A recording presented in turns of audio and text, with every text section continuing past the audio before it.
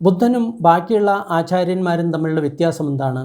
ബാക്കിയുള്ള ആചാര്യന്മാർ സങ്കല്പം ചെയ്യാൻ പറയുന്നു, വിചാരം ചെയ്യാൻ പറയുന്നു, ആത്മാവിനെപ്പറ്റി, പരമാത്മാവിനെപ്പറ്റി, തൻ്റെ ഉള്ളിലുള്ള ആത്മാവിനെപ്പറ്റി സങ്കല്പിക്കാൻ പറയുന്നു, വിചാരം ചെയ്യാൻ പറയുന്നു, അങ്ങനെയെല്ലാം പറയുന്നു. പക്ഷെ ബുദ്ധൻ പറയുന്നത് ഒന്നു മാത്രമാണ്. എന്താണ് ദുഃഖം? ദുഃഖത്തിൻ്റെ കാരണം എന്താണ്? അതിൻ്റെ നിവാരണം എന്താണ്? അതായത് നമ്മുടെ മനസ്സിൽ എന്താണ് കളങ്കം, എന്താണ് പ്രശ്നം? ഈ പ്രശ്നങ്ങളെ നമ്മൾ റിമൂവ് ചെയ്ത് കഴിഞ്ഞാൽ ഓട്ടോമാറ്റിക്കായിട്ട് നമ്മൾക്ക് ആ സത്യം കാണാം എന്നാണ് ബുദ്ധൻ പറയുന്നത്. അതായത് എന്താണ് അനിത്യം?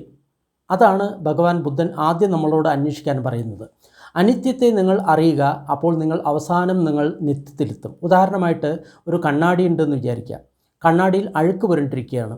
നമുക്കൊരിക്കലും നമ്മുടെ മുഖത്തെ കാണാൻ പറ്റില്ല. അഴുക്ക് മാറ്റൂ, നമ്മുടെ മുഖം വ്യക്തമായിട്ട് കാണാം. അതേപോലെ തന്നെ ആകാശത്ത് കാർമേഘങ്ങളുണ്ട്, നമുക്ക് സൂര്യനെ കാണാൻ പറ്റില്ല.